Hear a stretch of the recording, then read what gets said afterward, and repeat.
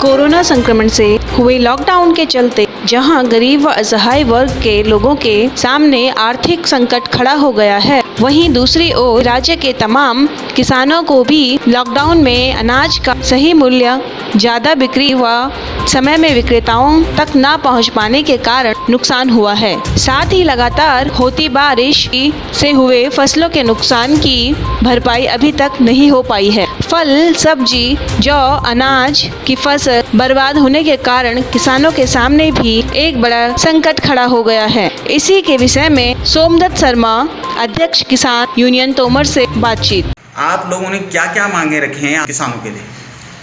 मैं सोमदत्त शर्मा, प्रदेश अध्यक्ष भारतीय किसान यूनियन तोमर उत्तराखंड से बोल रहा हूँ। हमारी उत्तराखंड सरकार से ये मांग है कि बिन मौसम बरसात और ओलावृष्टि, इससे जो फसलों का नुकसान हुआ है, जिसमें गेहूं की फसलें, बागवानी, फूलों की खेती और मसालों की खेती, सभी को बहुत ज़्यादा नुकसान हुआ है। तो हमारी सरकार से ये मांग है कि इनका जो है ठीक तरीके से सर्वे कराकर और इनको उचित मुआवजा दिलवाया जाए। वैसे ही किसान बहुत परेशान है और सरकार उसमें जो है काम ऐसे करती है कि जो नुकसान हुआ 1000 का, वहाँ दिखाते हैं कि 2 रुपये का नुकसान हुआ। मैं कहता हूँ कि इसको जो है सही तरीके से इसकी जांच कराई जाए और सही तरीके से उनको मुआवजा दिलवाया जाए। एक जो लॉकडाउन हुआ है, उस लॉकडाउन में सब लोग इतने परेशान हो गए हैं, उसमें किसान भी है, मजदूर भी है, व्यवसायी भी है, हर आदमी परेशान है। तो इसमें एक तो किसानों की जो पुराना कृषि लोन चला आ रहा है वो सारा माफ़ होना चाहिए, नया कृषि लोन इनको उपलब्ध कराया जाए और स्कूलों की फीस 3 महीने कम से कम बिल्कुल बिजली, पानी, ये सारी चीज़ें माफ़ कर दी गई है। ये भारतीय किसान यूनियन तोमर की मांग है। और इसके अलावा जो भी इसमें मजदूर है या किसान है, जो भी जिसको आगे जो भी जरूरत पड़ती है उसको आगे उसी हिसाब से इनको लोन दिलवा के आगे इनकी व्यवस्था की जाए।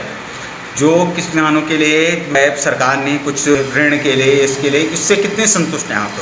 देखिए, सरकार ने अपनी तरफ से बहुत कुछ किया है और जो सरकार ने किया है अगर वो धरातल पे भी उतरे तो थोड़ा बहुत राहत मिलेगी, जबकि जितना उन्होंने किया है किसानों के हिस्से में कुछ भी नहीं आता और वो भी कागजों में चला रहा है, वो धरातल पे नहीं है। उसमें जो उसके असली हकदार है वहाँ तक तो पहुँच ही नहीं पाता है। मेरा कहना है कि इनकी जांच हो, जो भी व्यवस्था सरकार ने बनाई है उसको सही तरीके से वहाँ तक पहुँचाया जाए।